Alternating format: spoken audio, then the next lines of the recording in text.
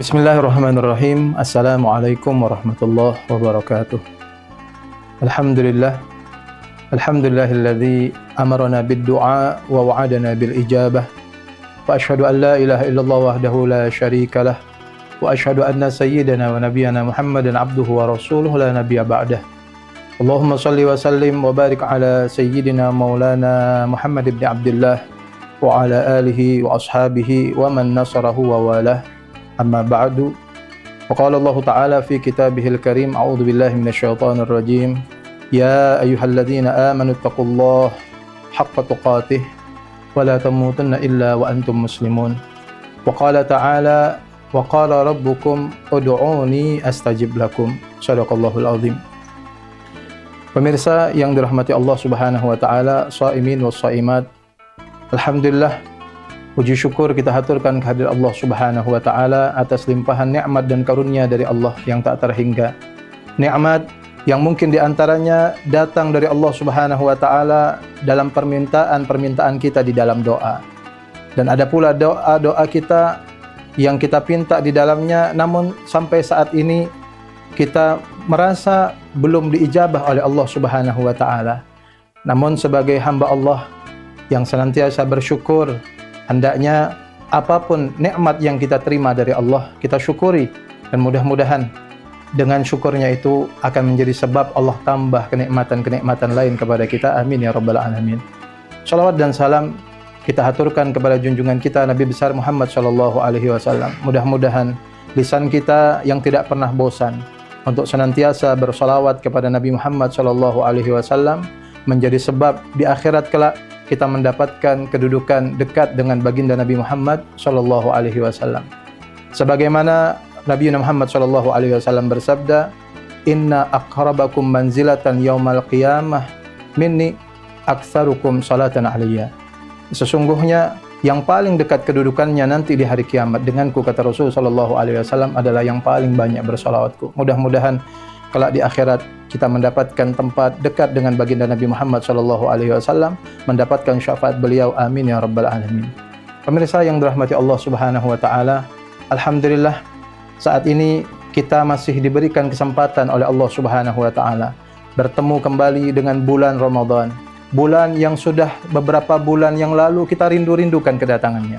Bahkan dalam setiap doa kita sejak bulan Rajab, kita sudah meminta kepada Allah, Allahumma barik lana fi Rajab wa Sya'ban wa ballighna Ramadan. Di bulan Rajab kita minta kepada Allah keberkahan di dalam bulan Rajab, keberkahan di bulan Sya'ban, dan di dalam doa tersebut kita minta kepada Allah disampaikan untuk bertemu dengan bulan suci Ramadan. Pemirsa yang dirahmati Allah Subhanahu wa taala, maka sebagai bentuk syukurnya kita kepada Allah dipertemukan dengan bulan suci Ramadan, hendaknya kita gunakan waktu-waktu yang berharga di bulan ini dengan sangat baik. Bulan Ramadan ini adalah hari-hari di mana Allah Subhanahu wa taala memberikan ampunan sebanyak-banyaknya kepada hamba-hambanya.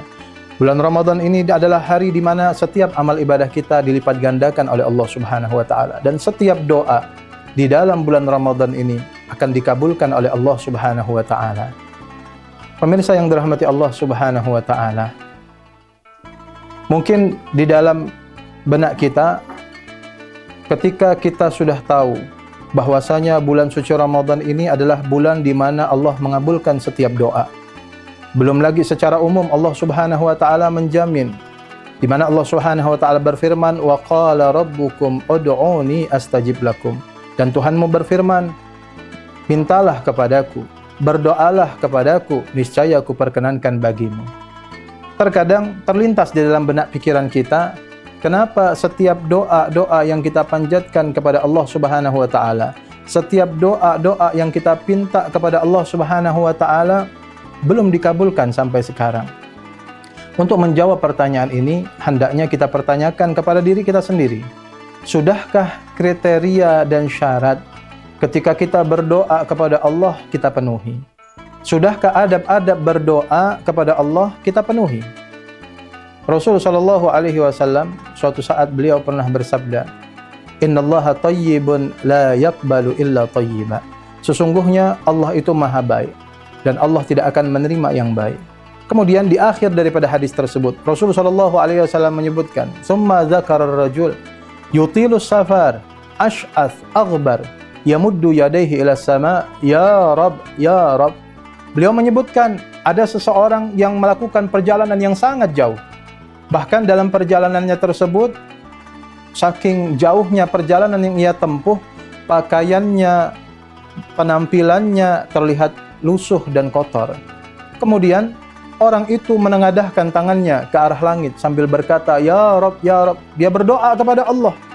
Tapi apa yang terjadi? Kata Rasul sallallahu alaihi wasallam, wa mad'amuhu haram, wa mashrabuhu haram, wa malbasuhu haram, wa ghudhiya biharam, fa anna yustajabulah. Makanannya makanan yang haram, minumannya minuman yang haram, pakaiannya pakaian yang haram, dan perutnya dikenyangkan dari sesuatu yang haram. Maka kata Rasul sallallahu alaihi wasallam, fa anna yustajabulah. Bagaimana doanya mau dikabulkan?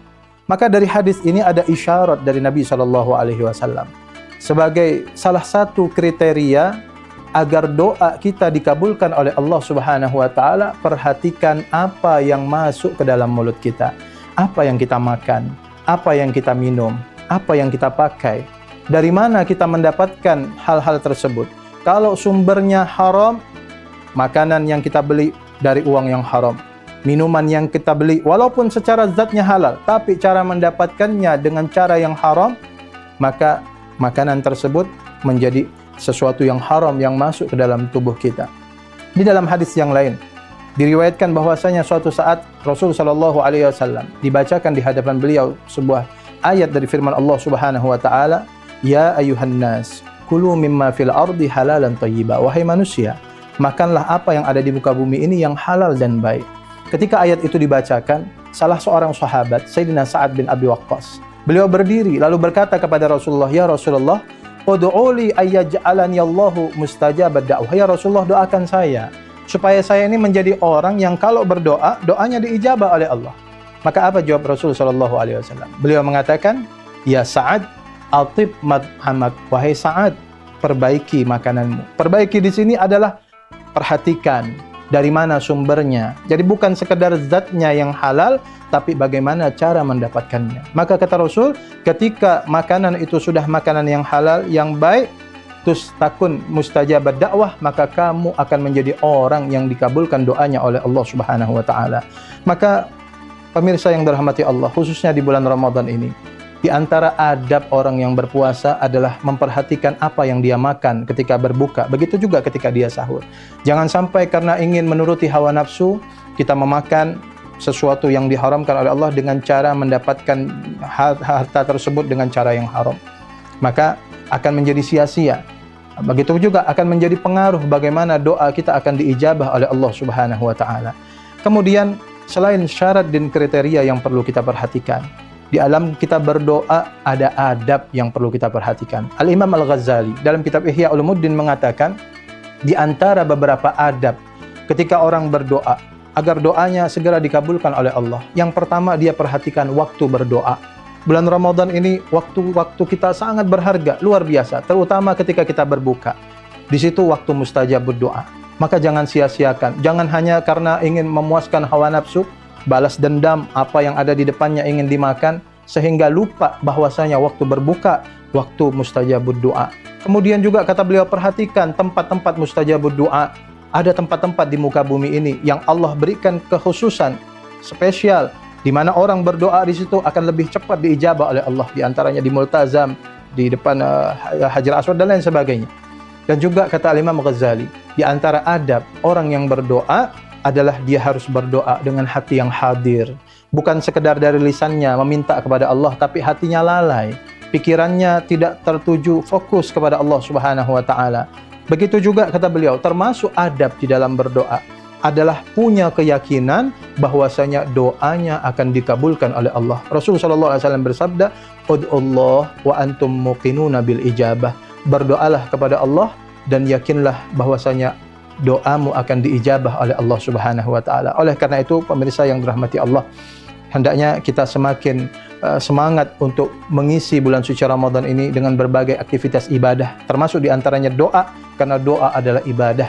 Dan harapan kita mudah-mudahan dengan kita perhatikan syarat dan kriteria tadi, kita perhatikan adab ketika kita berdoa, mudah-mudahan setiap doa-doa kita segera dikabulkan oleh Allah, dan selalu berbaik sangkalah kepada Allah, karena Allah lah yang lebih tahu mana yang terbaik untuk kita dan kapan waktu yang terbaik Allah berikan terhadap apa yang kita minta. Mudah-mudahan kita semua termasuk orang-orang yang diterima ibadahnya oleh Allah Subhanahu wa taala. Amin ya rabbal alamin. Sekian, mohon maaf, wabillahi taufiq wal hidayah. Assalamualaikum warahmatullahi wabarakatuh. Assalamualaikum warahmatullahi wabarakatuh. Kepala Kantor Kementerian Agama Kota Pontianak dan Bimas Islam serta seluruh penyuluh agama Islam Kota Pontianak mengucapkan selamat berbuka puasa Ramadan 1446 Hijriah. Semoga Allah Subhanahu wa taala menerima amal ibadah kita. Amin ya rabbal alamin. Wassalamualaikum warahmatullahi wabarakatuh.